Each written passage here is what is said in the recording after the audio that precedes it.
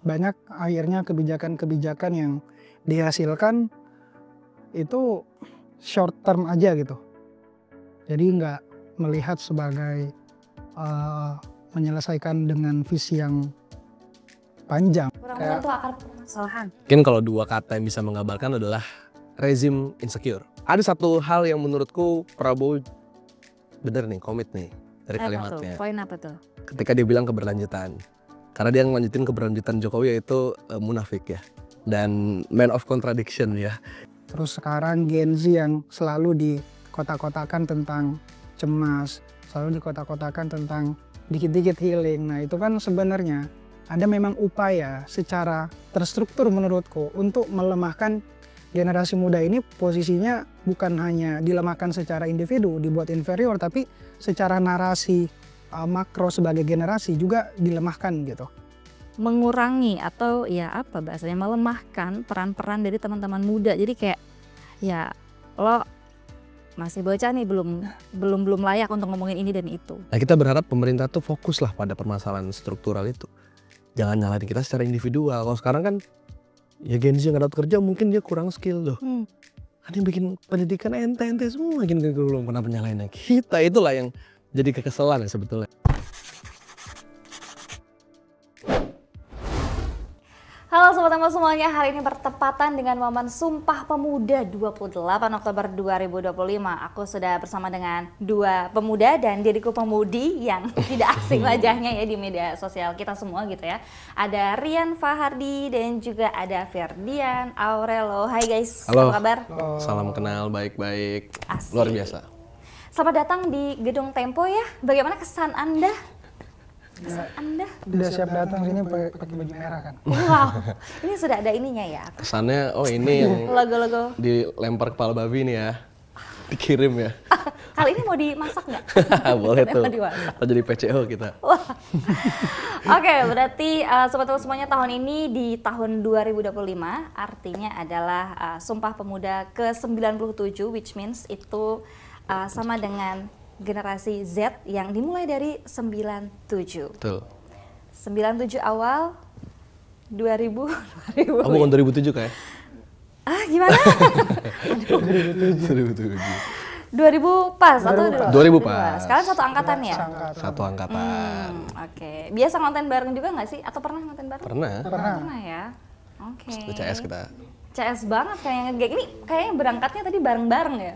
Bener gak? Enggak. Tapi barengan datangnya sih tadi. Oh, barengan datangnya. Oke. Wah, seru banget. Thank you banget sudah join di Cakap-Cakap ya. Kita pengen ngobrolin soal Sumpah Pemuda tentu saja. Ini hari ini 28 Oktober 2025 yang sebenarnya juga bertepatan dengan 1 tahun kinerjanya Bapak kakek dan juga Mas gemoy kita semua kalau kata tetangga sebelah begitu ya. Tapi menurut kalian yang masih pada muda-muda ini, 1 tahun berlalu nih. Berarti 20 Oktober ketemu 20 Oktober lagi ya, sekitar 1 pekan yang lalu lah. Itu gimana sih kinerja Bapak Presiden dan Mas Presiden kita? Rian dulu dah. Jeng-jeng. Ya, kalau di angka menurutku masih di batas remedi sama nggak remedi lah. Karena menurutku satu hal yang hari ini harus kita akui bahwa akumulasi kemarahan hari ini yang kita dengar, protes, terus gerakan-gerakan yang mungkin sifatnya mungkin karena kemarahan tadi, menurutku bukan karena masalah dari 1 tahun gitu, tapi akumulasi dari kepemimpinan yang udah rapuh lalu diwariskan gitu, lalu meledaklah di tahun kebelakangan ini. Jadi efeknya menurutku bukan hanya 1 tahun Pak Prabowo, tapi warisan dari kepemimpinan sebelumnya yang nggak berhasil dituntaskan, dan itu yang bikin kita akhirnya nggak bergerak cepat. Dan kalau aku ngelihat bahwa banyak akhirnya kebijakan-kebijakan yang dihasilkan itu short term aja gitu. Jadi nggak melihat sebagai menyelesaikan dengan visi yang panjang. Kayak banyak kebijakan-kebijakan yang lahir karena riuh massa yang begitu marah, akhirnya ditutup dengan kebijakan-kebijakan yang mungkin sifatnya short term tadi. Kurang menyentuh akar permasalahan. Iya, kayak contoh misalnya, janji-janji yang bikin kita marah hari ini, terutama soal lapangan pekerjaan lah. Bahwa akan ada belasan juta lapangan kerja, bahwa ada perlindungan ketika misalnya di PHK. Tapi nyatanya hari ini kayak kita masih melihat fakta-fakta di lapangan, karena kebetulan aku punya platform sendiri yang kita punya semacam mata dan telinga juga lah di setiap daerah lewat distrik berisik. Jadi kayak kita masih menemukan bahwa ada ketidaksesuaian antara ucapan dan kebijakan yang akhirnya berasa gitu. Kemarahan itu meledak kemarin soal bagaimana lapangan pekerjaan yang hari ini tuh tidak tersentuh secara nyata gitu, terutama di daerah. Makanya nanti jangan heran meledaknya anak-anak di daerah ke kota yang kemudian mungkin secara skill juga kurang, itu karena kurangnya perhatian pemerintah secara penuh gitu melihat aksesibilitas di daerah. Jadi aku sih masih melihat setahun kepemimpinan ini tuh masih narasi besar aja. Kayak oke, kita berhasil misalnya menyentuh berapa persen gitu pembagian makanan bergizi gratis. Kita lebih cepat gitu dari Brazil. Tapi gimana gitu di lapangan gitu. Banyak yang keracunan, banyak yang nggak sesuai kaidah, kayak jumlah dapurnya yang mungkin nggak sesuai dan segala macam. Tapi selalu di kosmetik bahwa wah ini berhasil, ini sesuai target. Jadi saya ingin bilang bahwa kalau tahun ke depan masih hanya mengandalkan angka saja, terus statistik, tapi nggak menyentuh secara menyeluruh di akar permasalahan, yang menurutku akan nilainya tuh akan merosot lah. Jadi ya mungkin itu sih yang bisa aku komentarin. Satu, bahwa permasalahan hari ini adalah akumulasi dari kegagalan, kegagapan kepemimpinan sebelumnya, meledak, sistemnya yang rapuh ini udah nggak bisa dibenerin, tapi yang baru ini juga nih belum tumbuh, belum kuncup. Jadi akhirnya tibalah gejala-gejala yang akhirnya kayak ya udah kita mengalami kebingungan massal secara kolektif sih menurutku tentang apa sih maunya negara hari ini tuh dengan posisi-posisi yang hari ini duduk di pemerintahan, terus bagaimana nyambungnya ngelihat situasi hari ini. Oke. Panjang ya ternyata memang anak muda tuh memberi ruang untuk memperhatikan, bahkan akhirnya memilih untuk andil juga ya, tadi ada distrik berisik dan segala macamnya. Itu Rian, kalau Iyang, bingung katanya panggilannya Iyang nih ya. Iya, kalau Fidian terpanggil Kak Fir. Kafir. Kalau misalnya Firdian gitu ntar. Gimana menurut Iyang? Satu tahun Prabowo Gibran ya. Mungkin kalau dua kata yang bisa menggambarkan adalah rezim insecure. Rezim insecure.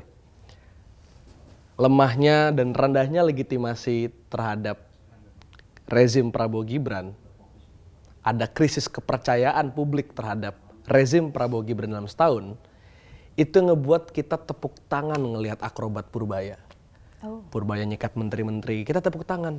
Loh, kenapa kita tepuk tangan? Itu tandanya kabinet Prabowo ini bermasalah. Menteri-menterinya nggak sinergis, banyak korupsi di dalam, anggarannya nggak dikelola dengan baik. Purbaya sebagai level menteri nyikat-nyikat, orang tepuk tangan. Karena apa? Mungkin mereka nganggap Prabowo harusnya kayak gini dari kemarin. Gibran harusnya gini dari kemarin.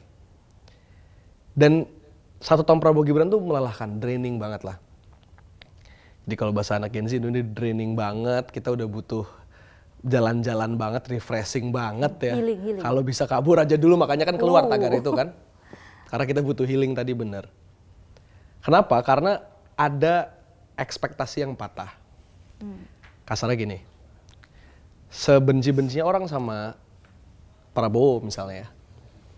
Dulu kayaknya kalau dari aku pribadi ngebayangin Prabowo ketika memimpin, dia akan bergaya, wah proteksionis, kemudian macan Asia gitu ya. Suka atau tidak suka, Prabowo menang, kita bayangin gayanya kan gitu. Tapi ternyata cuma jago kandang, setahun ini ya. Prabowo berjanji di awal mewujudkan kabinet yang meritokrasi. Dia bilang harus menghadirkan orang-orang terbaik untuk kabinet dari anak-anak bangsa. Mana bisa kalau isinya Bahlil, isinya Budi Ari, Dia isinya lagi. iya dia lagi dan orang-orang yang akhirnya kita tahu dia tidak kompeten sama sekali gitu. Atau bahkan mungkin orang kepercayaan yang kita bisa bilang bahwa dia blunder bahkan punya niat jahat, misal Fadlizon gitu dengan bilang bahwa pemerkosaan 98 tidak pernah ada. Satu, itu kontradiktif dengan omongan Prabowo sendiri soal kabinet meritokrasi. Kedua misalnya, ketika Prabowo ngomongin soal antek-antek asing, dia merespon kritik publik dengan awas, ada antek-antek asing, ada yang tidak ingin Indonesia bangkit, ada yang tidak ingin Indonesia maju. Beraninya cuma ngomong sama rakyat yang ngelawan, dan rakyat ngelawan paling mahasiswa, fresh grade, pelajar. Tapi kalau ketemu Trump, can I meet Eric? Eric, your boy, your bro. Oke. Jadi kayak menurutku Prabowo ini terlalu menjadi, ada satu hal yang menurutku Prabowo bener nih, komit nih dari kalimatnya. Apa tuh? Poin apa tuh? Ketika dia bilang keberlanjutan. Karena dia ngelanjutin keberlanjutan Jokowi yaitu munafik ya. Dan man of contradiction ya. Jadi harapan banget untuk 2, 3, 4, 5 tahun ke depan ya Prabowo harusnya tidak lagi melanjutkan pola-pola Jokowi lah. Harus lebih transparan, akuntabel, dan walk the talk. We walk the talk, not talk the talk. Tapi by the way, insecure berarti di mana tuh? Karena ada krisis, Selios kan baru menerbitkan report ya, 1 tahun laporan Prabowo Gibran, yang mengatakan bahwa ada poin-poin lewat responden yang disurvei secara komprehensif tentang kepercayaan terhadap menteri-menteri dan juga Prabowo Gibran sendiri. Dan kepuasan terhadap Prabowo Gibran setahun terakhir itu angkanya rendah banget. Makanya Dirty Vote, ya kan, baru rilis. Second Dirty Vote. Yes, Second Dirty Vote baru rilis, mengatakan bahwa keinsecurean Prabowo dalam menghadapi kepercayaan publik yang rendah ini, akhirnya memaksa dia, atau at least kalau nggak maksa, mendorong dia untuk memperkuat 3O kan, otak, otot, ongkos politik. Mulai dari militer, menambah kodim, kodam baru. Polisi ditambah anggaran, Kemhan ditambah anggaran. Partai semua diajak masuk kabinet. Dan bla bla bla bla. Jadi insecurity itu yang membuat Prabowo ngerasa oke, kita semua perlu bersatu. Tapi ternyata di internal rapuh. Nggak tahu mungkin Prabowo siapa yang di dalam berkhianat dan tidak, menusuk dan tidak gitu. Apalagi dengan adanya Jokowi yang masih membayang-bayangi kekuasaan. Jadi kita tuh sebenarnya enak banget dengan kalimat-kalimat atau perdebatan. Ini orangnya Jokowi nih, orangnya Prabowo. Ini nih orang Jokowi nih pasti nih yang bikin huru-hara nih. Di balik kerusuhan ada orangnya Jokowi, ada orang geng Solo apa. Sampai capek dengernya ya. Karena menurutku, ayolah Gen Z ini pengen dengar kebijakan publik. Kita pengen dengar gimana MBG dievaluasi, kita pengen dengar gimana guru disejahterakan, kita pengen dengar gimana lingkungan diperbaiki, direboisasi, direhabilitasi. Kita nggak mau dengerin terus geng Solo lah, Kertanegara lah, apalah. Basi gitu. ya? Basi. Oke, ngomongin soal janji. Tadi sebenarnya sempat disinggung juga sih sama Rian di awal sedikit gitu ya soal janji. Dari sudut pandang atau kacamata anak-anak muda, janji apa yang ketika kampanye sudah dilontarkan oleh mereka, tapi sampai sekarang tuh masih belum kelihatan? Yang apa ya, yang secara spesifik tuh memang kayak kelihatan kan kemarin metode kampanye beberapa calon, ini nggak hanya Pak Prabowo aja, lebih ke kayak ya udah kalau ada di ibaratin tuh kayak kuda Troya gitu. Jadi kayak fenomena kuda Troya itu kan kayak ya udah seolah-olah itu kayak kita dikasih hadiah gitu. Dikasih hadiah sehingga kita ngebuka nih hati kita ngebuka gerbang kita, ngebiarin mereka masuk. Tapi di dalam kuda itu ternyata udah siap orang-orang yang megang pedang, orang-orang yang megang tombak gitu, masuk ke benteng kita yang harusnya udah kuat. Nah, situasinya kemarin kayak gitu. Banyak yang tertipu karena model yang wah anak muda nih di depan, pasti mereka baca dong isu-isu generasi muda. Faktanya hari ini wakil presiden kita, saya pun nggak bisa mencium gitu aromanya dia ngerjain apa. Dari bawah aja nggak kelihatan gitu gimana tampak secara nyata gitu. Jadi di situ saya ingin bilang bahwa beneran memperjuangkan nggak sih kemarin disinggung green jobs, sustainability, pekerjaan yang lebih sustainability, terus isu-isu ekonomi kreatif dan lain-lain. Saya nggak tahu apakah memang dari awal dirancang hanya sebagai kuda Troya atau memang itu upaya untuk ya udah sekedar ngejadiin anak muda memang bahan jualan aja. Dan itu kan menyedihkan gitu. Kita berharap bahwa panggung hari ini tuh diisi anak muda yang kompeten, yang berlandaskan berkata bahwa inilah saya, bukan inilah bapak saya. Tapi bukankah sudah ada upaya-upaya untuk melibatkan teman-teman muda itu gitu? Jadi persoalannya apakah ada di kualitasnya barangkali atau gimana? Kalau menurutku satu, asbun aja sih. Asbun tuh dalam artian kayak oke, mungkin beberapa bisikan-bisikan masuk karena melihat dari kacamata bukan dari permasalahan masyarakat kita sendiri. Tapi ya nggak tahu yang bisikin siapa, karena hari ini kayak cenderung tuh kalau beberapa isu anak muda tuh selalu diasupinnya tuh AI. Apa-apa dikit-dikit teknologi, padahal secara struktural anak muda hari ini tuh perlu dicekokkan pengetahuan tentang kewilayahannya secara strategik, tentang gimana gue manfaatin potensi lokal di daerah. Jadi ini yang secara serius kita lakukan, terutama di beberapa gerakan sosialku di Sekolah Tanah Air. Kita bagaimana ngembaliin kebanggaannya lah anak-anak muda di Makassar, anak-anak muda di Padang, tentang gimana lu bisa cinta sama daerah lu. Bukan tentang penyeragaman, tapi bagaimana kita bisa mengaktifkan secara naluri tentang terhadap tanah air. Ini nyambung nih nanti tentang Sumpah Pemuda, nyambung tentang bagaimana founding parents kita merumuskan narasi Sumpah Pemuda tuh, itu kaitannya tentang tanah air dan bagaimana kita harus punya kesatuan ke sana. Jadi saya melihat janji-janji kemarin tuh jangan-jangan nggak berdasarkan kegelisahan anak muda yang sebenarnya. Terutama hari ini banyak anak muda yang nyari makan aja susah, nyari kerja aja susah. Isunya masih nggak jauh tentang kesejahteraan dasar, kesejahteraan umum. Jadi kenapa nggak ada will gitu untuk ya udah nyelesain itu, janji gitu bahwa ya dalam 1 tahun deh saya akan respect betul ke Pak Prabowo sama Mas Gibran kalau dia bilang ketika janji terus hari ini dibuktikan bahwa kasih saya 1 tahun, 2 tahun untuk beresin, tidak ada lagi sekolah-sekolah di tanah air yang rusak gitu, sekolah negeri. Itu kan kita bisa ukur tuh. Sekarang janjinya nggak bisa kita ukur. Dan itu ya cermin dari bagaimana hari ini kita hanya dilihat sebagai komoditas saja sih. Sejauh ini ya teman-teman Gen Z terutama ya itu ngerasa bahwa ya komoditas saja. Ya faktanya sih gitu. Faktanya begitu ya. Oke. Janji apa yang menurut yang sejauh ini ya tidak ada bukti nyatanya gitu? Sebenarnya banyak, akan sangat banyak kalau kita breakdown per sektor. Tapi kalau salah satu janji yang akhirnya paling bikin gedek ya, bikin sebel gitu karena dia tidak dilaksanakan adalah ketika bicara soal efisiensi misalnya. Awal tahun Prabowo mengumumkan efisiensi itu heroik nampaknya kan. Jangan lagi ada yang seremonial. Ya, sebagai bangsa yang mudah terharu kita, wah. Iya kan, gitu akhirnya nih gitu. Jangan lagi ada yang boros. Gitu. Awal-awal gitu. Sampai kemudian kok ngaco nih, karena pendidikan ikut dipangkas, kesehatan ikut dipangkas. Kemudian dibatalkan lagi lah kebijakan pendidikan dan kesehatan dipangkas.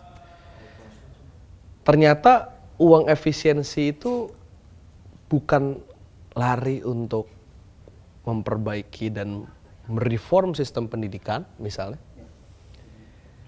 atau bukan untuk mendorong adanya perbaikan lingkungan misalnya, atau bukan mendorong adanya transportasi umum masif seluruh kota misalnya, tapi untuk danantara dan makan bergizi gratis. Apa beracun tuh nggak tahu ya. Wah. Yang jelas ini mengecewakan. Kenapa? Karena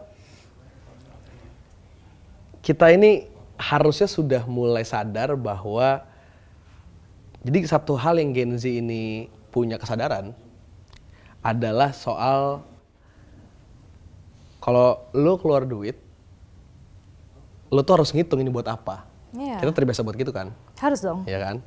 Sedangkan selama ini kan pemerintahan tidak pernah mikir gitu. Beli kereta cepat, beli IKN. Nah kami ini sekarang punya tuntutan itu bahwa ayo dong pemerintah, ini pajak yang kita kasih loh, dihitung dong buat apa dan yang jadi kebutuhan kita. Kalau sekarang MBG 1 triliun per hari memangkas anggaran pendidikan dan masih beracun, masih dikelola oleh ijo, coklat dan sebagainya, ya mengecewakan dan buang-buang anggaran.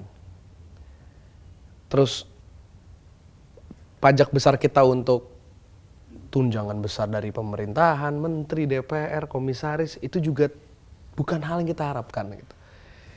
Jadi rasa-rasanya salah satu janji yang bagi kami krusial tapi tidak dilaksanakan adalah janji efisiensi tadi. Yang ujung-ujungnya rakyat lagi yang jadi kena korban. Contoh, akhirnya karena dana transfer daerah dipangkas, daerah perlu kreatif mencari ide, yang paling gampang adalah naikin PBB. Dan di tiap kota sekarang 1000%, 500%, 400% naik. Rakyat lagi yang harus bayar. Ada beberapa kampus, terakhir saya ngobrol sama Selios, tapi belum bisa disebut nama kampusnya, kampus besar bahkan di Indonesia, yang 40% anggaran KIPK-nya dipangkas. Jadi efisiensi yang kemudian dijanjikan Prabowo katanya untuk bangsa, malah kita jadi korban. Tapi Polri misalnya yang kita tuntut besar-besaran, malah diajukan naik tahun depan. Kemhan diajukan naik tahun depan. Dana reses naik tahun depan. Jadi sebelah mana efisiensinya gitu ya? Iya gitu. Mungkin efisiensi akal sehat ya, gitu, nggak tahu juga. Oke, itu berarti teman-teman inilah ya, kita semua skeptis tentu saja kepada pemerintahan yang sekarang sedang bertengger begitu. Nah tapi kalau ada anggapan yang menilai bahwa teman-teman muda khususnya mungkin Gen Z yang sekarang menduduki atau merajai platform digital itu dianggap lo pada lebih seringan komentar daripada melakukan sesuatu gitu. Apa pendapat kalian guys? Bagaimana menurut kalian guys? Rian? Ya satu hal ya bahwa hari ini bahkan tuh apapun yang kita lakukan pasti ada yang komentarin lah. Meskipun kita diem ya ada aja bilang lu ngapain diem gitu. Itu dia. Apalagi kita gerak salah, apalagi kita gerak. Jadi itu bagi kita hal biasa lah, resiko dari apa yang kita lakukan kan. Cuma satu hal yang harus ku tekankan bahwa kita punya hak gitu untuk menagih apa yang negara berikan kepada kita juga. Bukan hanya ya mereka berhak nagih apa yang kita berikan gitu kepada negara. Seperti hak-hak dasar aja gitu di pendidikan dan kesehatan. Kenapa saya pengen fokus di satu hal yang menurutku sangat fundamental, itu pendidikan ya, itu jangka panjang. Saya berangkat dari cerita bagaimana tuh saya dibesarkan di lingkungan yang sangat betul-betul mendahulukan pendidikan lah. Ibu saya guru SD, guru honorer, jarak ke sekolah tuh hampir 2 jam. Jadi beberapa kali aku nemenin ibu tuh ke sekolah. Pertama kali datang ke sekolah, ngelihat ini gak boleh didiamin lah, karena pada saat itu aku ngelihat situasi sekolahnya hancur, mulai dari atap, mulai dari jalan menuju ke sekolah, terus penuh dengan banyak sekali rintangan lah untuk menuju ke sekolah. Nah, kayak dari situ kayak aku ngelihat bahwa ini kalau gak diberisikin, kayaknya masalah kita gak benar-benar akan tuntas gitu. Jadi kayak dari situ kayak aku sadar betul bahwa kayaknya aku nggak bisa nyuarain semuanya gitu. Karena kadang apa yang disuarakan di sosial media itu kan juga kadang bias ya. Jadi kayak orang kita ngomongnya apa pasti disalahpahaminnya itu juga besar. Jadi kayak aku nyentuh hal-hal yang mungkin bisa aku selesaikan. Jadi ya cara untuk membungkam dengan cara ya udah tindakan. Jadi kayak pada saat itu aku berangkat melalui platformku, ya udah aku viralin jalan yang rusak, viralin sekolah yang butuh bantuan, mau itu sekolah mandiri, mau itu negeri, ya aku suarain. Karena aku pengen anak-anak yang murni ingin belajar itu mendapatkan haknya gitu. Jadi sejauh ini itu yang coba aku perjuangkan lewat platform digital gitu.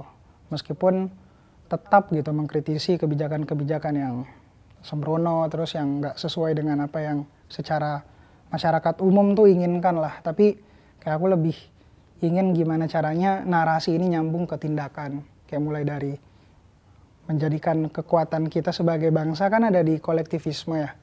Jadi aku pengen bahwa ya meskipun pemerintah juga punya tanggung jawab dan harus kita tuntut, kita nggak boleh diam.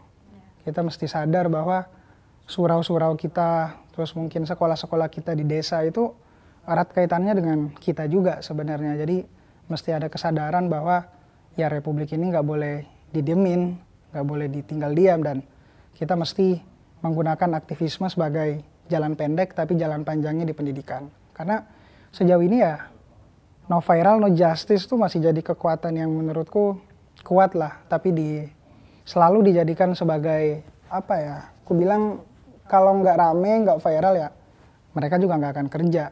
Jadi ya udah kita pakai cara itu buat potong kompas, buat nunjukin bahwa ada yang salah nih di sini, tapi nggak boleh dijadikan sebagai apa ya, bisa dibilang terus-terusan kayak gitulah. Jadi sekarang terutama dari kita lagi gimana caranya ekosistem antara memeratakan pendidikan ini jadi tujuan utama sih. Jadi dengan cara itu sih kita membungkam misalnya komentar-komentar yang bilang wah lu berisik doang, wah lu kritik doang. Dan cara kita dengan muncul tuh sebenarnya udah nunjukin bahwa ya kita peduli gitu sama negara. Gitu ya. Oke, wow, oke, benar juga sih. Karena ya mau apapun yang dilakukan tetap ada yang komentar lalilu ya. Dan ya udah, ini adalah upaya untuk memanfaatkan sebaik mungkin platform media sosial. Ntar kita ngomongin soal media sosial. Menurut yang dulu deh, jadi gimana kalau disebut anak-anak muda genjet gitu ya? Itu katanya komentar doang nih. Iya. Jadi generasi kami ini, generasi kita ya, mungkin sih juga banyak Gen Z-nya, dikatain macam-macam ya, stroberi lah, lemah lah, tukang ngeluh lah, apatis, apolitis, boros. Segala rupa pokoknya dah. Dan yang mengatakan juga bukan warga biasa ya, bahkan Sri Mulyani dulu mengatakan bahwa anak muda nggak bisa beli rumah karena kebanyakan ngopi. Terus Bahlil mengatakan lapangan pekerjaan banyak, jangan kufur nikmat. Terakhir Mendikti bilang anak muda hobinya ngeluh upload di sosmed. Sederhananya gini sih, ini sering aku katakan di berbagai podcast juga, Gen Z itu adalah generasi yang paling ngerti hak dia sebagai manusia gitu. Jadi kita diejek kerja nggak loyal, setahun cabut, ngerjainnya itu doang. Ya kita kan sederhana aja, kalau misalnya kita nggak digaji lebih buat lembur, kita nggak digaji lebih buat double job, kita nggak digaji lebih buat dengerin bos rese marah-marah, ya ngapain kita kerjain, kita cabut lah. Itu kan hal sederhana yang Gen Z jadi punya kultur. Value. Apa? Betul, value. Jadi value, kita punya value akan kesadaran atas hak kita. Dan agak repot juga ya, bingung gitu tepatnya kalau misalnya generasi boomer yang ada terutama di kekuasaan ini bilang bahwa Gen Z ini tukang ngeluh atau apolitis. Lebih tepatnya mungkin mereka terganggu ya dengan berbagai agendanya kita ganggu gitu. Okay. Kalau mereka terus adalah generasi lama yang mengatakan jangan cuman komentar dong, turun ke jalan. Loh, kita bikin at yours template aja udah bisa bikin undang-undang pilkada batal kok, Kaisang gagal maju. Kita bikin instastory aja, bikin Raja Ampat kemarin sempat ditunda kok. Kita bikin konten feeds rame-rame aja, bikin PPN gagal naik kok. Kalau bisa dari rumah kenapa harus turun? Mau turun juga ayo, kemarin kita buktiin gitu. Benar. Jadi Gen Z ini diajak apa juga gas gitu sebenarnya. Makanya sebetulnya pengen banget kelak pemerintahan dan pejabat publik itu melihat Gen Z udah bukan entitas yang disalah-salahin terus, tapi harusnya mereka bisa menawarkan ke generasi kita justru apa nih permasalahan struktural yang nggak mungkin Gen Z mau kerja dari jam 6 sampai jam 6 lagi bisa selesaiin. Contohnya harga rumah yang harus murah gitu. Contohnya soal harga perjalanan, ongkos biaya perjalanan yang gimana biar lebih murah, udara yang lebih bersih, pekerjaan yang layak, sejahtera. Itu kan mau Gen Z komentar juga kita nggak akan bisa ngubah itu secara utuh ya. Dia perlu ada kebijakan publik dan undang-undang atau mungkin aturan yang harus menyesuaikan. Nah, kita berharap pemerintah tuh fokuslah pada permasalahan struktural itu. Jangan nyalahin kita secara individual. Kalau sekarang kan ya Gen Z yang nggak dapat kerja mungkin dia kurang skill loh. Kan yang bikin pendidikan ente-ente semua makin kurikulum, kenapa nyalahinnya kita? Itulah yang jadi kekesalan ya sebetulnya kayak. Ente. Iya kan? Iya. Oke. Baik, aduh, ini kalau dibahas nih kayaknya bisa 3 hari 3 malam ya. Oke, kita balik lagi soal Sumpah Pemuda. Kalau menurut Iyang dan juga Rian sendiri ngelihat Sumpah Pemuda di era yang sekarang tuh kayak gimana? Era di mana semua orang ya mau tidak mau mengikuti perkembangan digital, mengetahui atau kesadaran politiknya juga sekarang banyak dari dunia digital dan segala macam. Seperti apa Sumpah Pemuda? Iyang dulu deh. Kalau aku pengen bilang bahwa Sumpah Pemuda itu salah satu momen yang bagiku paling romantis untuk sejarah bangsa ini. Even dibanding proklamasi kemerdekaan, menurutku ya. Jadi Sumpah Pemuda tuh harusnya tidak pernah dan jangan pernah dirayakan hanya seremonial gitu. Dia harusnya malah jadi evolving ya, alias harus terus bertumbuh dan berkembang. Tidak boleh hanya sekedar diperingati gitu. Kenapa aku bilang paling romantis dalam sejarah bangsa ini? Bayangkan dulu Sumpah Pemuda itu dibuat oleh orang-orang muda usia 17 tahun, 18, 19, 20, bahkan maksimal 25 tahun. Itulah kenapa alasan Bung Karno tidak hadir dalam Sumpah Pemuda 2. Karena Bung Karno waktu itu sudah berusia 28 dan sedang membangun Partai Nasional Indonesia. Makanya dia bilang, udah ketua untuk gabung di forum itu, tapi saya full support. Jadi bayangkan ada kongres besar yang isinya adalah orang-orang yang sekarang usianya pelajar dan mahasiswa. Yang mana kongres tersebut lahir sebelum Indonesia ada. Tapi kongres tersebut bisa membicarakan soal persatuan di atas keberagaman. Apa yang terjadi itu magis banget menurutku. Karena gimana caranya setiap orang yang di daerah tersebut mungkin masing-masing sudah berjaya ya dengan kerajaan atau dengan kulturnya. Tiba-tiba mau di satu forum yang sama dan bilang bahwa kita berbahasa satu, bahasa Indonesia. Bertanah air satu, tanah air Indonesia gitu. Terlebih yang dipilih adalah bahasa Indonesia atau Melayu. Yang mana bahasa mayoritas di Indonesia adalah Jawa. Ini membuktikan di kongres tersebut egaliter itu betul-betul terjadi. Kemagisannya luar biasa betul menurutku Kak. Dan lagi-lagi di situ adalah forum orang-orang muda yang usianya 17, 18 dan seterusnya yang tidak memandang bahwa kayaknya lu belum siap dia ngomongin politik. Itu sebabnya menurutku Kepolisian Republik Indonesia berkhianat pada Sumpah Pemuda. Kalau sekarang aparat mentersangkakan 900 orang dan 200 lebih diantaranya adalah pelajar. Dengan dalil bahwa pelajar tidak boleh ikut bersuara, berdemonstrasi. Bahkan ada beberapa pejabat yang bilang bahwa sekolah harus melarang atau mengawasi untuk pelajar tidak berdemonstrasi. Itu mengkhianati Sumpah Pemuda. Karena dalam sejarah bangsa kita dari umur 16-17 kita udah dididik untuk punya critical thinking. Dididik untuk punya feeling dan value anti penindasan dan melawan ketidakadilan. Jadi kalau sekarang fenomena teman-teman pelajar turun, mahasiswa turun bersamaan, itulah spirit Sumpah Pemuda yang harus terus dirawat. Bahwa bentuknya banyak, bisa dalam bentuk gerakan demonstrasi, pengabdian, riset, anything, it's fine. Tapi dia tidak boleh dibatasin. Nah makanya menurutku Sumpah Pemuda itu adalah salah satu kenangan bangsa ini yang tidak boleh berhenti jadi kenangan, tapi dia harus terus ditransform menjadi Zeitgeist ya, kalau bahasa Jerman. Jadi semangat zaman. Nah kalau konteksnya sekarang, maka misalnya Gen Z gitu ya, semangat zamannya adalah gimana kita hari ini melawan lingkungan yang semakin dirusak dan bisa jadi 2040 berpotensi Indonesia tenggelam. Kita melawan lapangan pekerjaan yang tidak layak, pengangguran kita terbesar se-Asia Tenggara, yang bisa jadi 2045 kita jadi negara yang sangat miskin. Kita melawan berbagai anggaran yang dipotong justru di sektor penting, kesehatan, pendidikan, yang bisa jadi 2045 kita jadi negara yang sekarang mungkin ada dalam urutan negara terbelakang dan lain sebagainya. Jadi termasuk kita perlu melawan militerisme, kita perlu melawan nepotisme gitu.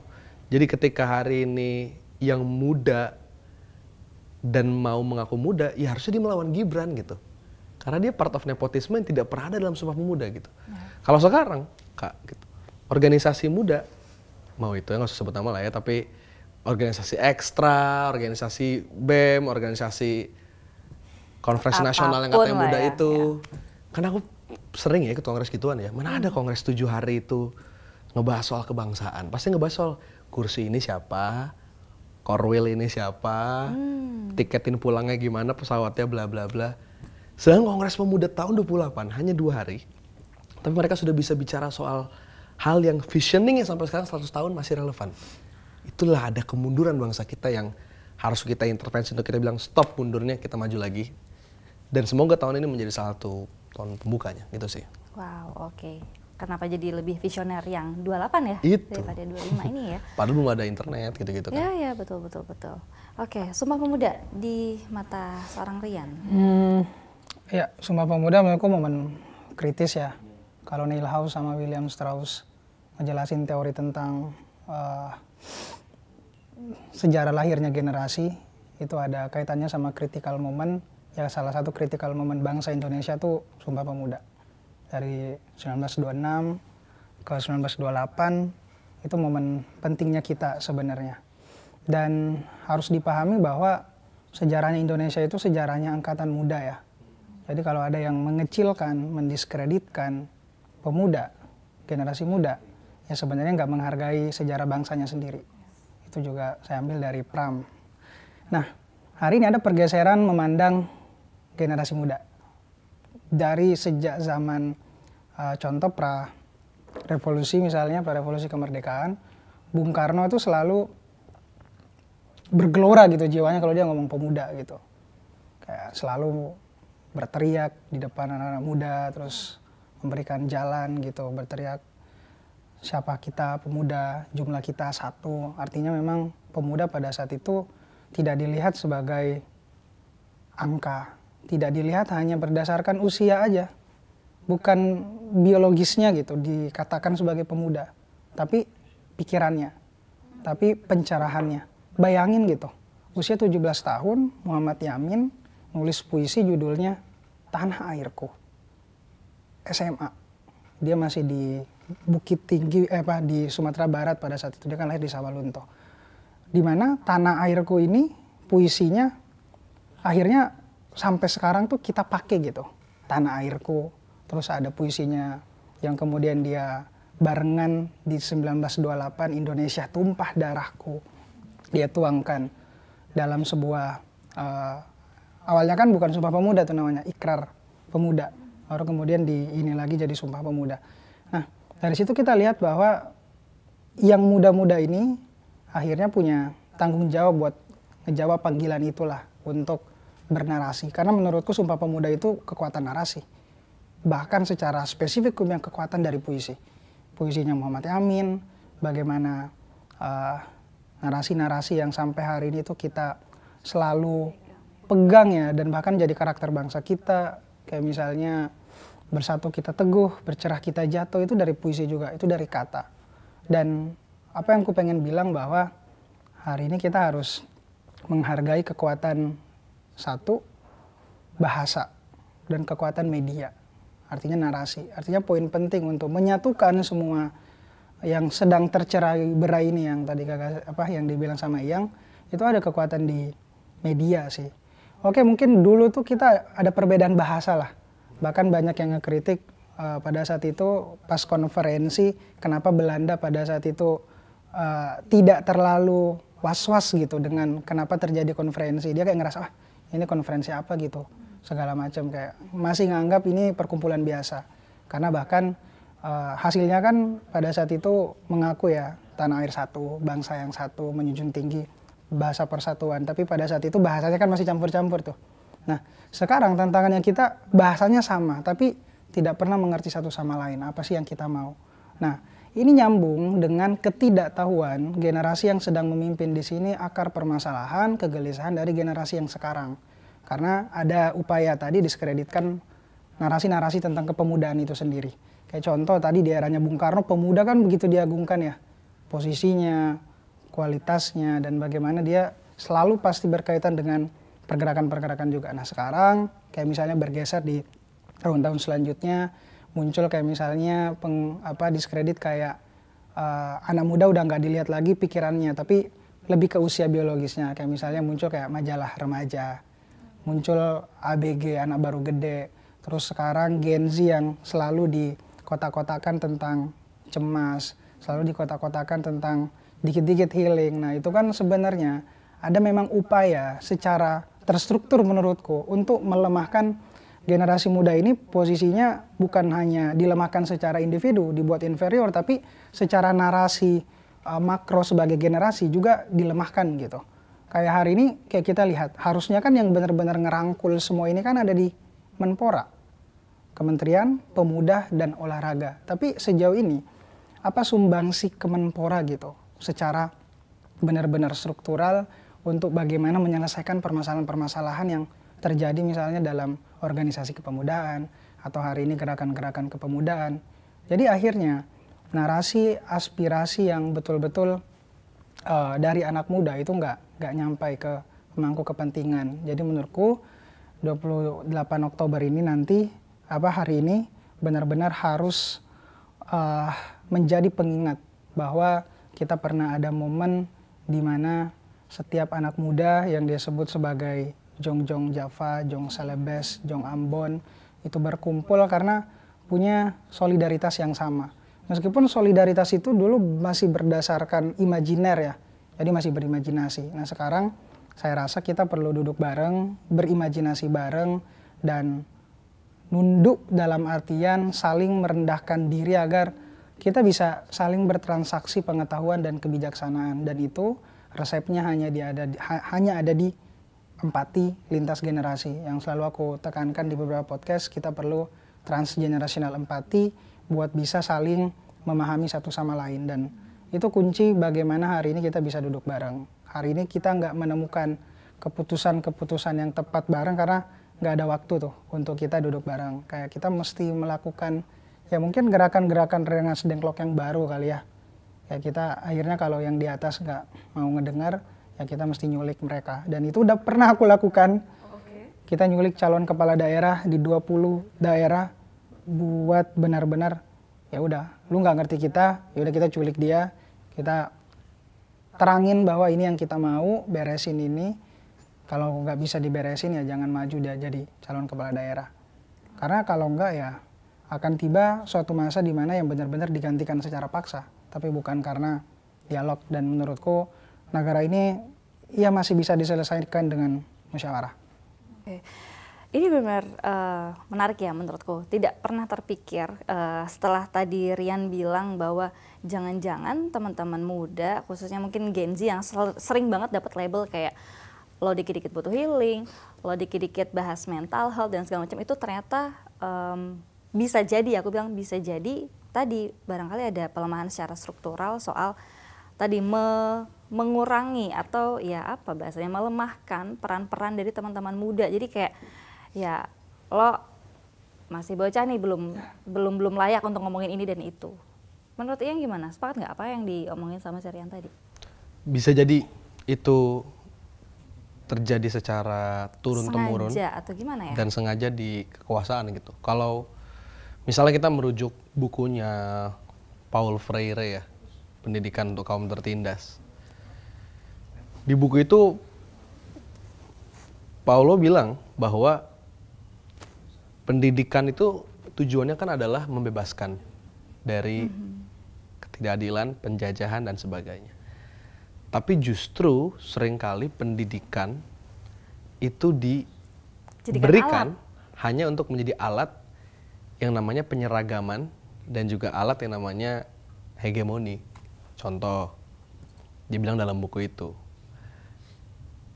seringkali kita nggak menggunakan kata pembantaian gitu. Misalnya kita menggunakan kata yang lebih halus. Seringkali kita nggak menggunakan kata penculikan, pakainya pengamanan. Seringkali kita nggak pakai kata institusi, pakai kata oknum. Dan itu di-repeat terus sampai menjadi satu keyakinan bersama secara tidak sadar. Nah, makanya labeling kepada generasi muda, dikatain ABCDE itu adalah upaya untuk kemudian menghegemoni generasi muda supaya dia tidak sadar. Kalau ada film Truman Show gitu, Truman itu akhirnya bisa lepas dari dunianya dia karena dia sadar. Nah makanya mungkin aku, Rian, dan banyak banget teman-teman di luar sana, sederhana tujuannya adalah sama-sama bikin kita terus sadar. Kalau bahasa Kamisan adalah menolak lupa, merawat ingatan, dan menolak lupa gitu. Jadi kita hari ini nggak mau, karena gini, kalau misalnya terus-terusan kekuasaan ini merawat kebodohan ini, mereka diuntungkan sekali dalam konteks menjaga status quo-nya. Contohnya ketika pemilu, mereka nggak perlu harus bercakap-cakap soal gagasan, mereka nggak perlu bercakap-cakap soal ide, berdebat soal program, yang mereka lakukan tinggal nyuap dengan bansos. Dan mereka nggak perlu bikin panggung besar dan siap dikulitin pelajar mahasiswa, mereka hanya perlu bikin konser, joget-joget gitu. Sounds familiar. Ya, dan itu yang akan terus terjadi kalau kita terus merawat stigma bahwa generasi muda, yang mudanya cuman yang show-nya doang. Outfitnya, diksinya, perilakunya. Tapi yang muda soal kita, yaitu spirit, jiwa, dan pikirannya nggak pernah mau diikutin mereka. Padahal kalau kata Rian tadi, muda tuh nggak cuma tentang biologis, usia, dan segala macam, tapi bagaimana pemikiran dan segala macam ya. Wow, oke, panjang ya. Nah, sekarang Yang dan juga Rian, kalau ngomongin secara individu deh, barangkali juga bisa sharing ke kita bagaimana kemudian teman-teman ini, kan kita taunya atau kenalnya tuh ketika di media sosial gitu ya. Apa sih yang menjadi titik balik Rian maupun Iyang akhirnya memutuskan menjadi bagian dari semua upaya untuk berdemokrasi ini melalui media sosial? Rian. Ya, satu yang aku sadari dulu tuh, internet, sosial media ini leverage yang paling murah lah menurutku ya, harganya. Kayak kita nggak perlu modal, kita nggak perlu tenaga kerja buat ya untuk memaksimalkan apa yang kita pengen suarain gitu. Jadi sosial media ini hari ini jadi jangan-jangan satu-satunya alat untuk ngerubah hidup juga, karena aku sangat bersyukur ya dengan aku bicara tentang diriku, aku bicara tentang bangsaku, aku bicara tentang keresahan masyarakat yang ada di sekitarku, juga dikasih jalan gitu yang baik gitu sama Tuhan gitu, yang aku sadari. Karena sejauh ini kayak aku nggak ngomongin masalah diriku sendiri gitu, tapi ngomongin masalah orang lain. Meskipun orang lain juga pasti akan ngomong, ngapain sih lu ngomongin masalah orang lain terus gitu, masalah negara terus. Tapi jangan salah bahwa kita tuh sebenarnya adalah kelompok rentan itu sendiri gitu. Gak ada yang bisa tahu bahwa di kemudian hari kita bisa diperlakukan tidak adil oleh aparatur, oleh institusi, oleh apapun itu. Jadi yang mesti saya lakukan pertama kali adalah ngerubah diri saya sendiri. Menjadi, kalau bahasanya Bagus Mulyadi, ya gimana kita harus jadi individu yang keren buat benar-benar nunjukin bahwa bukan institusi, bukan organisasi, tapi dari individunya dulu gitu. Jadi sejauh ini sosial media menurutku cara yang paling alternatif gitu untuk gimana kita bisa merubah secara individu dan juga mungkin secara sistemik yang nggak bisa pakai cara-cara biasa nih. Kayak contoh kemarin ada satu jalan yang rusak banget, udah memakan korban, itu nggak dibenerin, udah berbulan-bulan setelah bencana, baru kita speak up, baru itu dibenerin. Jadi akhirnya aku ngejadiin platformku ini buat gimana caranya buat satu tadi buat orang sadar kalau bahasanya yang, tapi aku lebih nyentuh bagaimana mereka bisa ngelihat secara menyeluruh gitu, bahwa ini yang terjadi sebenarnya. Tapi apakah itu momentumnya tadi? Ya itu momentum, dan aku rasa hari ini kayak banyak sekali cara yang sebenarnya bisa kita gunakan gitu untuk bersuara. Nggak harus lewat sosial media sebenarnya.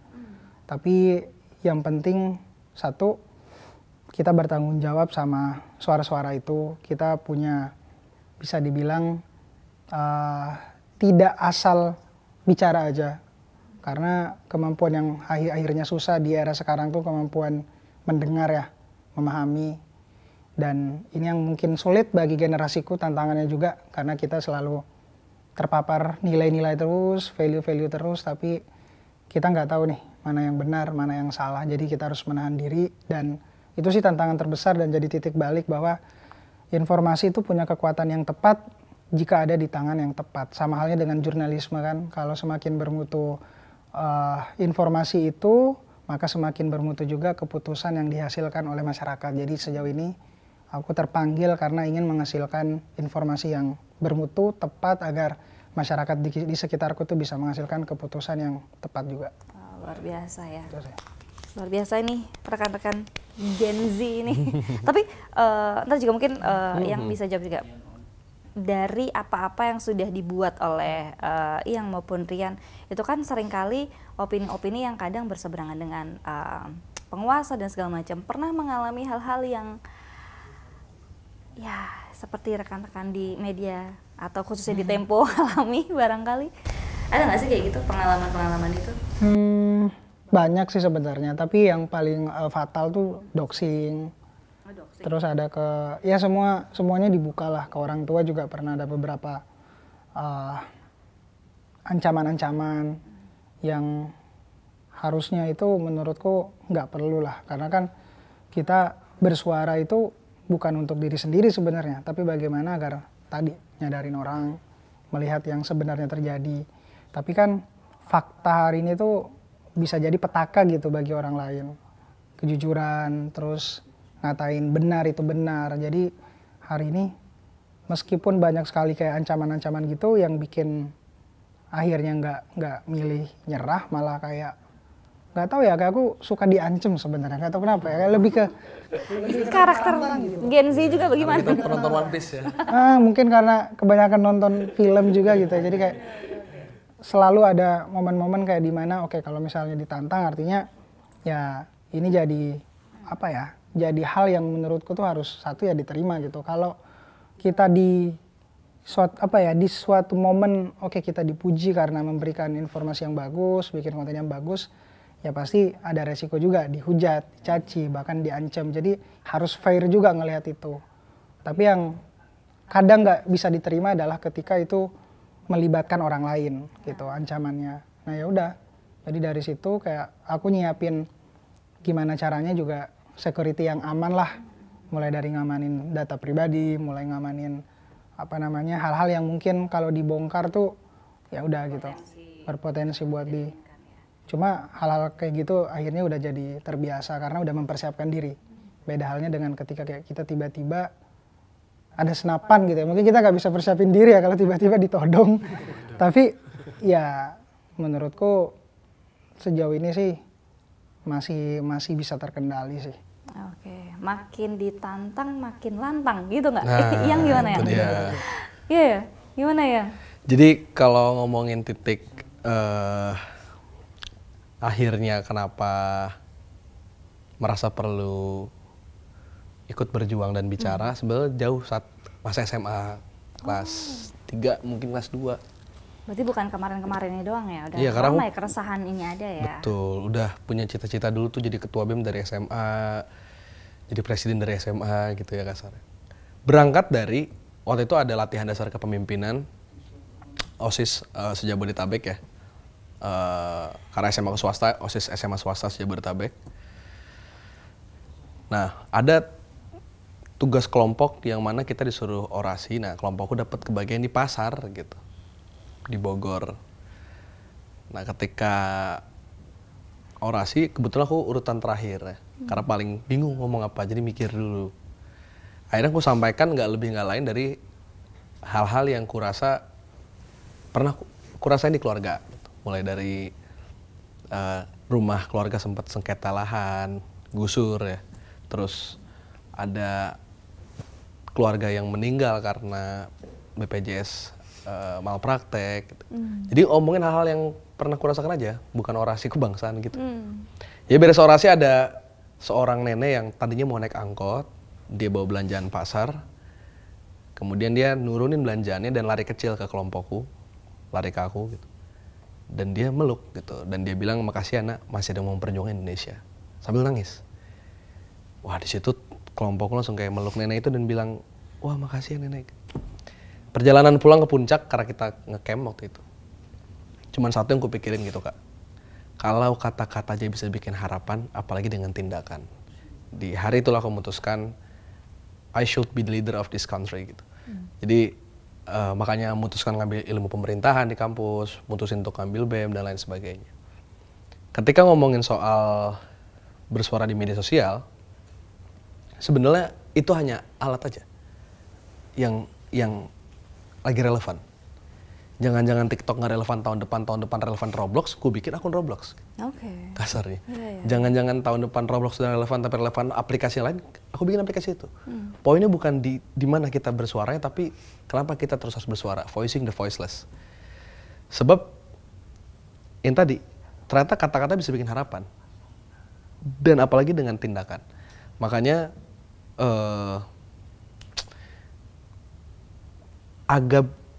aku agak menolak kalau ada yang bilang, wah lu berani banget misalnya, atau mungkin kalian juga sama pasti ada, lu berani banget nantangin pemerintah atau mengkritisi pemerintah soal kebijakan, soal aktor-aktornya. Please stop menjadikan standar bahwa itu berani, karena itu memang tugas kita sebagai warga negara.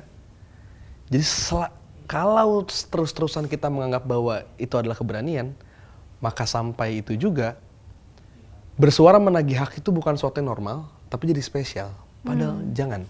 Padahal itu hak dasar ya. Itu tugas dan hak sebagai warga negara. Makanya bagiku, aku dan Rian hanya melaksanakan peran kita sebagai warga negara.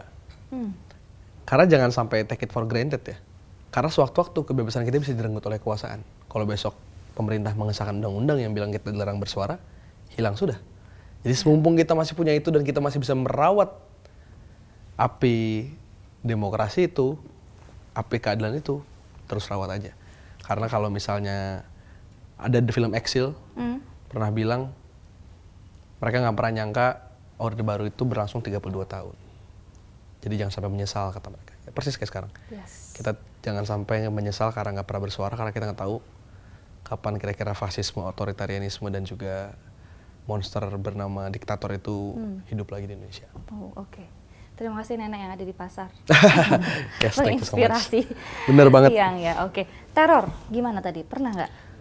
Sama ya kayak Rian, jadi mungkin kalau di kampus karena dulu aktif di BEM, jadi kosan didatengin sama Intel gitu. Kalau ngomongin sekarang media sosial, mungkin banyak DM yang memang tadi yang aku cerita gitu, kayak ada orang DM alamat rumah dan bener alamat rumahnya, terus dia bilang, ku kirim kau kepala babi 3 hari lagi gitu. Wah, udah gue masuk tunggu tempo sih, ternyata gak dikirim, omong-omong ternyata. Jadi bener kata Rian, memang kita hadapi dengan senyuman saja. Iya. Semakin ditekan semakin melawan kan gitu. Oke.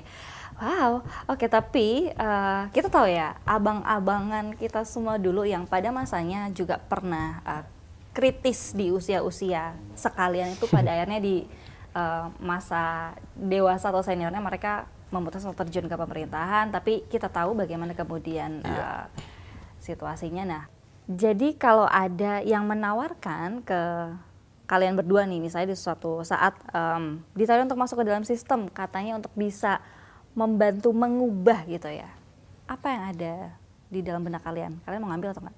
Ya, menurutku pertama tawarannya itu udah ada.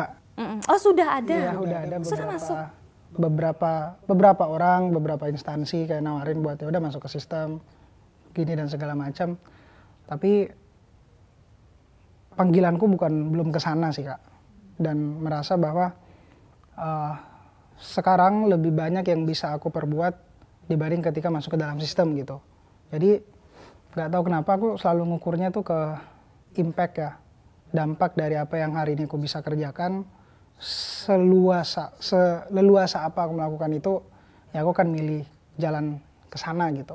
Kayak sekarang leluasa gitu dengan platformku sendiri, terus bisa bantu bahkan bikin ekosistem di kampung sendiri di Sulawesi. Terus kemarin terakhir kita bikin ekosistem sekolah di Buleleng, di mana tingkat pendidikan di sana juga mengkhawatirkan secara kualitas, secara infrastruktur.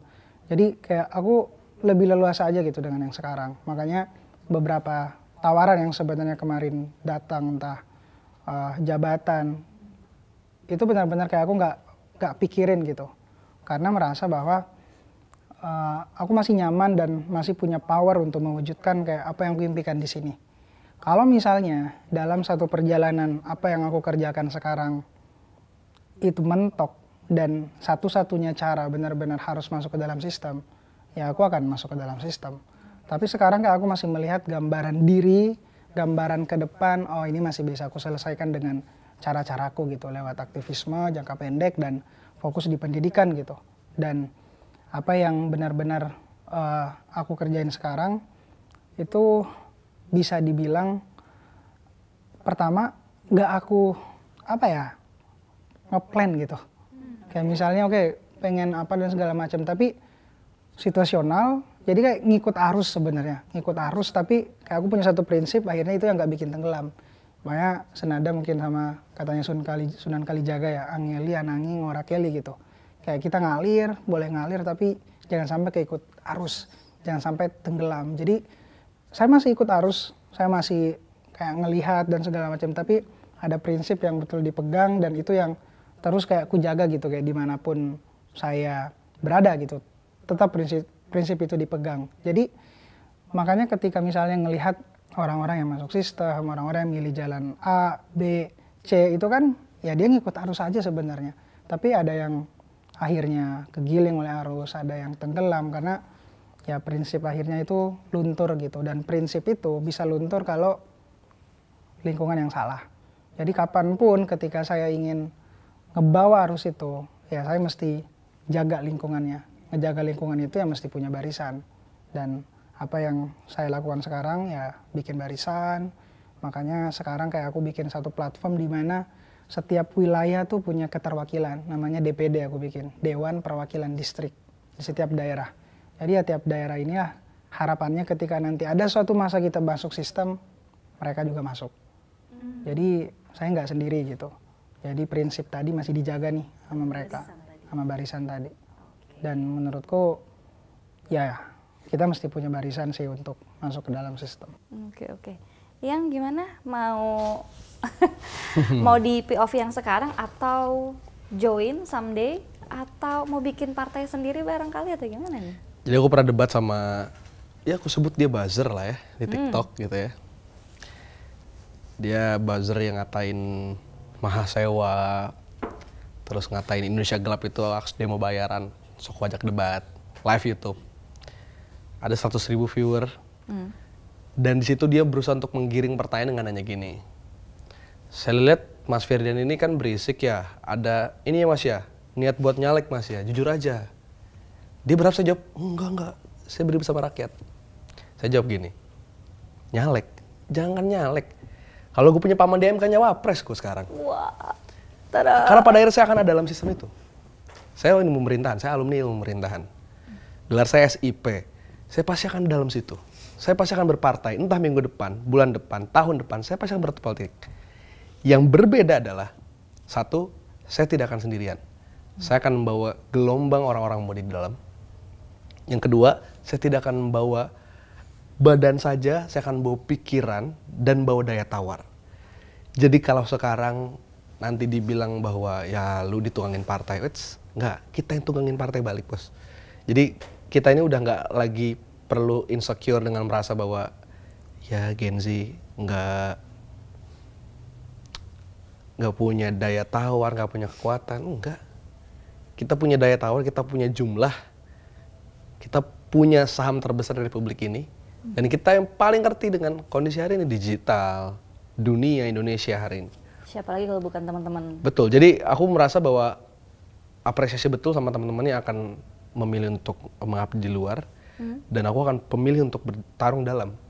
Sederhana, kita ini terlalu sibuk mengkritisi orang-orang dengan niat baik untuk masuk politik, tapi kita kerap membiarkan orang-orang yang buruk untuk terus bertahan dalam politik. Jadi kalau orang baik masuk politik, atau minimal niatnya baik deh masuk dalam politik, ya kan ujung-ujungnya begini, ya elah sama aja, ya elah dihujat. Bukannya dibersamain, dikritisin, diuji, diberikan fakta integritas, diberikan bantuan crowdfunding biar dia nggak bergantung sama oligarki. Tapi kalau yang memang dari awalnya brengsek gitu ya, dari awalnya dia memang pengolah, pemain, ya wajar aja sih dia nyalek. Bukannya emang gitu dari zaman kuliah ya. Jadi mau sampai kapan kita terus begini? Terus giliran DPR pengen kita bubarin, masyarakat juga nolak kan? Enggak itu menyesatkan, DPR itu jangan dibubarin, harusnya dibenahin. Loh iya makanya kita masuk, tapi pas masuk, tuh kan ujung-ujung sama, akan selalu salah. Makanya aku milih jalur, oke, karena di mata lu semua salah, gue akan milih salah bagian untuk tarung dalam sistem. But this time, it will be different. Gak akan sama kayak Budiman, gak akan sama Fadlizon dan orang-orang lain di sana. Nggak ada hubungan 98 sama Gen Z. Kita nggak nyontoh mereka, kita nggak niru mereka. Oke, kita akan lihat ya nanti someday kalau putar lagi klip ini ya, join ya, lagi klip ini. Apakah dia termasuk dalam golongan orang-orang yang tadi perlu kita bersamai, perlu kita dukung gitu, atau kita cemooh balik seperti abang-abangan yang lalu. Dibuat di liputan Tempo khusus tar. Iya, kita putar ulang pokoknya ya. Oke, Dan, kalau boleh menyampaikan sebuah unek-unek singkat gitu ya kepada Bapak Presiden kita, apa? Rian dulu. Dalam rangka Sumpah Pemuda ini, suara dari Gen Z ini. Ya pertama, kalau emang pengen dengerin hati anak muda, kenapa hati ya? Itu kan artinya perasaan sama perasaannya. Yang ngobrol sama pemuda, bukan sama pembisiknya aja gitu. Face to face, ada dan betul-betul ada usaha berempati terhadap generasi yang di bawah. Dan ini juga pesan sih sama generasiku bahwa kita harus juga berempati ke generasi yang senior untuk mendapatkan sari-sari kebijaksanaan ya.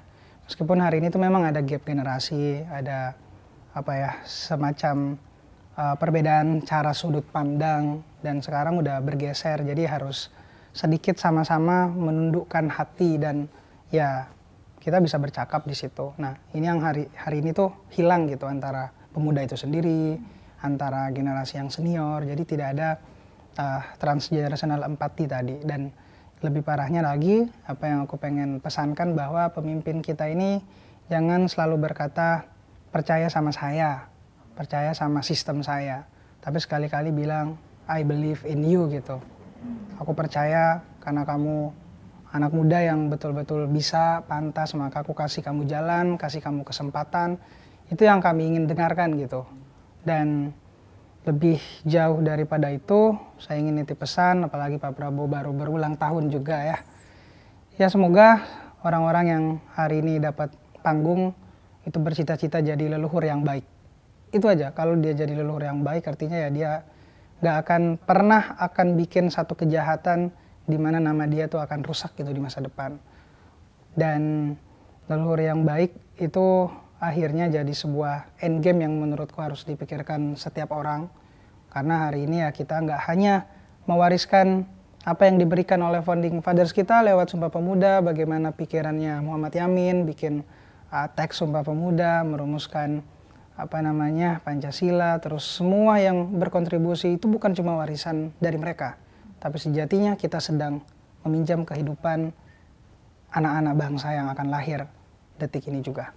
Jadi pikirkan mereka, jangan habiskan apapun yang harusnya kita dapatkan hari ini, kemudian di masa yang akan datang kita akan kehilangan itu semua. Sejatinya ya, bukan hanya mereka, kita juga punya tanggung jawab sebagai individu buat jadi leluhur yang baik gitu, dikenang dengan cara yang baik, cara yang jujur, bukan hanya mementingkan satu golongan aja, tapi ya kepentingan generasi. Jadi sadari betul bahwa kita bukan hanya mewakili partai, mewakili sekelompok golongan, tapi kita mewakili generasi dan juga kita wakil Tuhan. Itu aja sih. Insya Allah.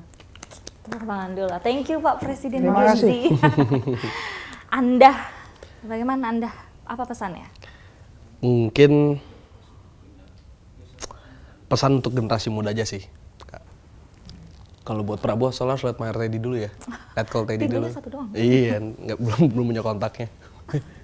Jadi kalau buat generasi muda gini sih. Dan ini harapannya juga negara kemudian mengambil pesan dari hal ini. Kalau kalian sekarang punya Spotify atau playlist musik lainnya, kalian pasti pengen di perjalanan di mobil kalian tuh playlist ini denger playlist kalian. Bukan playlist nyokap kalian, bokap kalian, apalagi kakek kalian. Jadi kalau misalnya playlist lagu aja kalian pengen denger yang selera generasi kalian, masa ya kebijakan pengen ikut selera generasi tua? Hal sefundamental kebijakan publik. Itulah kenapa di dalam media sosial kuku bawa tagar lawan buta politik. Karena everything is political, teman-teman. Semua hal yang kita rasakan, lakukan, politik. Kalian jemput pacar harus bawa motor atau mobil, ada pressure kalau nggak bawa, takut kelihatannya nggak mampu gitu ya. Karena kebijakan politik. Kenapa?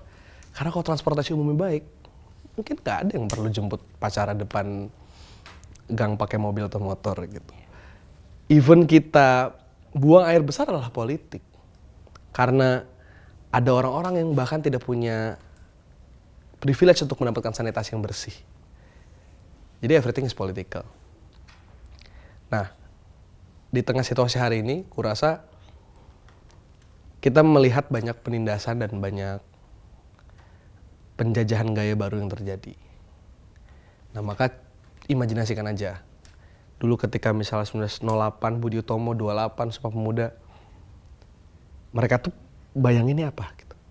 Insecurity, quarter life crisis yang mereka alami itu, mereka juga bagi saham hatinya untuk ngomongin bangsa ini. Semoga kalian juga gitu. Yang lagi pada sibuk nyari kerja atau lagi pada sibuk lembur, double job, freelance, tolong sisakan ruang untuk bicara bangsa ini juga.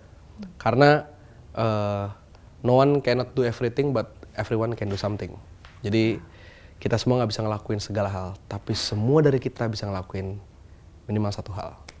Jadi lakukan apa yang kalian bisa lakukan untuk perbaikan bangsa ini. Jangan lelah mencintai bangsa ini. Gitu aja. Dari diri kita sendiri ya. Yes, Dimulai that's it. dari diri kita sendiri. Luar biasa teman-teman Thank seusiaku you. ini. Keren Seusiaku. banget. Kalian nggak nanya apa pesan aku buat kalian? Apa pesannya Kak kira-kira? Jangan share memes. Oh iya jangan ya, ntar Takut ditangkap. disisir ntar. Oke baik, seru banget hari ini bisa ngobrol bareng Rian dan juga Ferdian. Thank you banget sudah join di Cakap-Cakap Tempo. Semoga happy, boleh lah kalau mau main ke Tempo lagi di lain waktu. Sebenarnya kita satu value nih ya. Bener, amin. Kita nggak sama-sama dikirimin Pak Babi. surprise. Oke, dan Sobat Tempo semuanya seru banget hari ini ngobrol bareng kawan-kawan Gen Z. Hari ini bareng sama generasi muda-muda semuanya ini ya, yang pasti semoga semuanya tetap kritis sampai kapanpun. Kita pegang janji teman-teman tadi semuanya, mudah-mudahan tidak berubah begitu ya. Dan kepedulian sosial yang terus memuncak, kepedulian terhadap demokrasi, dan balik lagi aku setuju banget, jangan lelah mencintai negeri ini, Indonesia kita semua. Dan akhir kata saya Dejan beserta kru yang bertugas pamit undur diri. Kita akan jumpa di Cakap-Cakap episode selanjutnya. Kalau hari ini ada Rian dan Ferdian Aurelio. Kita akan jumpa lagi mungkin sama kawan-kawan Gen Z lainnya yang juga turut berbagi inspirasi, kemudian berbagi semangat juga ya untuk semuanya. Dan sekali lagi selamat hari Sumpah Pemuda, selamat hari Sumpah Pemuda, selamat hari Sumpah Pemuda. Jaga persatuan bangsa ini ya. Bye bye semuanya.